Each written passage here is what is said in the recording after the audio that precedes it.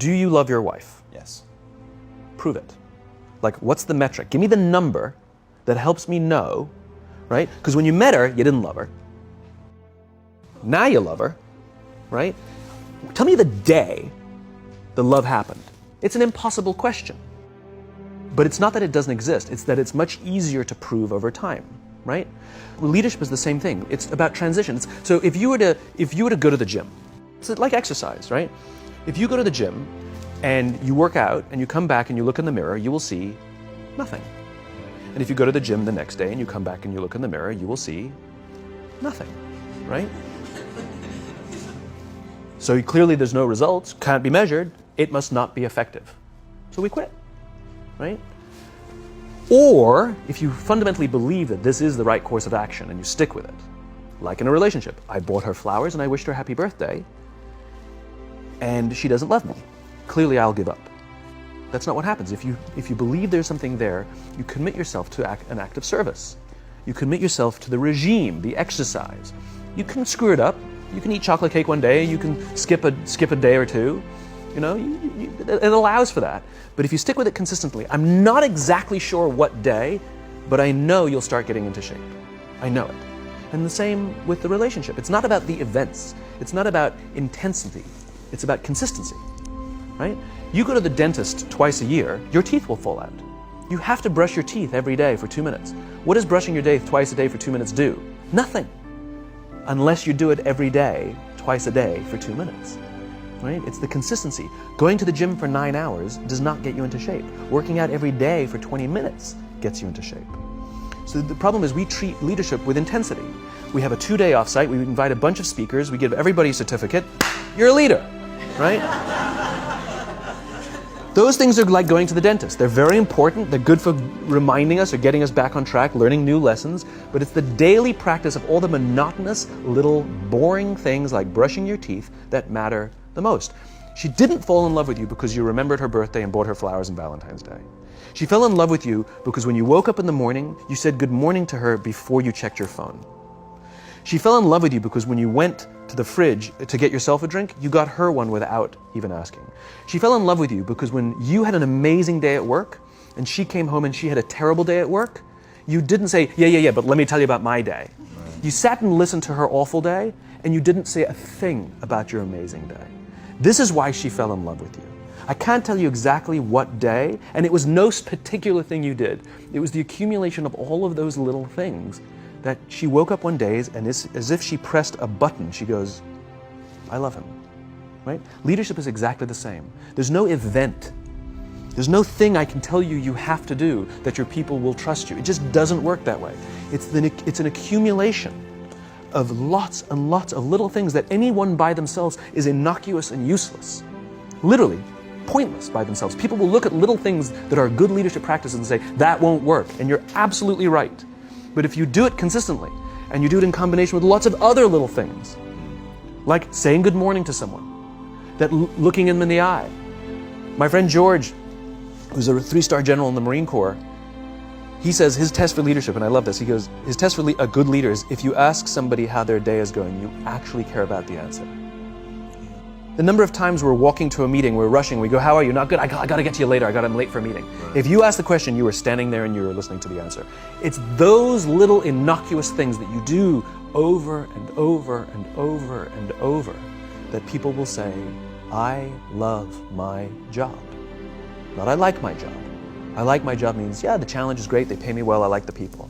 I love my job means, I don't want to work anywhere else. I don't care how much somebody else is willing to pay me. I'm devoted to the people here, and I care desperately about the people here as if they were my family.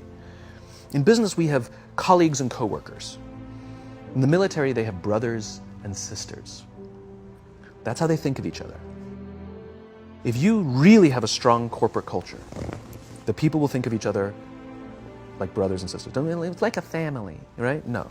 Brothers and sisters. Deep love. Fight, but the love doesn't go away. Bicker, the love doesn't go away. And I'll fight with my sister, but if you threaten my sister, you're going to have to deal with me. Right? We'll fight internally, we'll bicker with each other, but nobody's going to hurt each other, and if anything from the outside shows up, you're looking at a unified front. Brothers and sisters. Now, how do you create brothers and sisters out of strangers? Common beliefs, common values, parents, in other words, executives who care about their children's success, who care to raise their children, teach them skills, discipline them when necessary, help them build their self-confidence so that they can go on and achieve something more than you could have ever imagined achieving for yourself. That's leadership, an absolute love and devotion for the people who've committed their lives to this enterprise. It's a human thing. So just as you know how your body feels after a good workout, and you know how your body feels after a big greasy meal, you know that one is good for you and one is not, despite what it may taste like. And that's the problem with short-term gains, right? They feel really good in the short term. We're highly, highly, highly trained social animals. We're highly adapted social animals.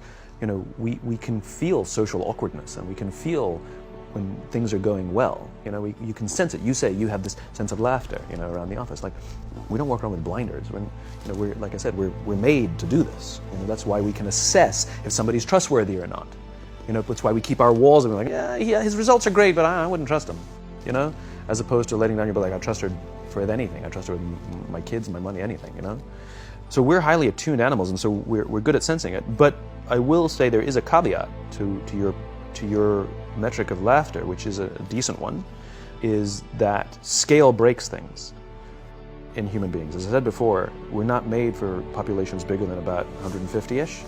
It's called Dunbar's number.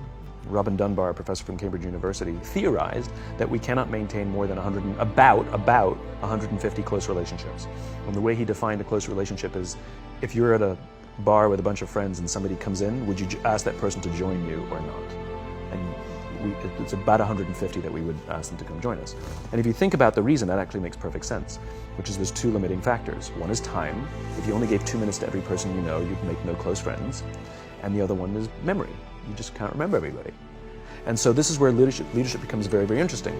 Because if you have a company that has a lot of people, 5, 6, 7, 800 people, 1,000, 2,000, 5,000 people, clearly you can't know everyone.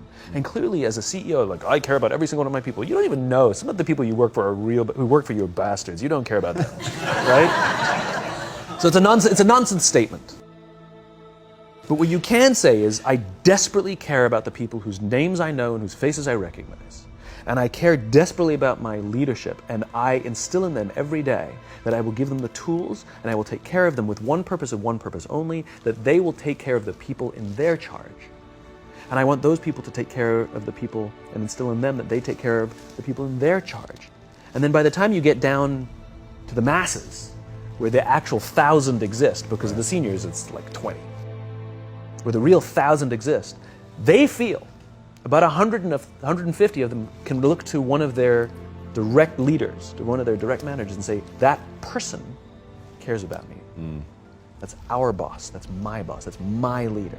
Not the leader, it's the CEO. That's my manager, my boss, my leader. The one thing I am comfortable saying that all effective leaders must have is courage.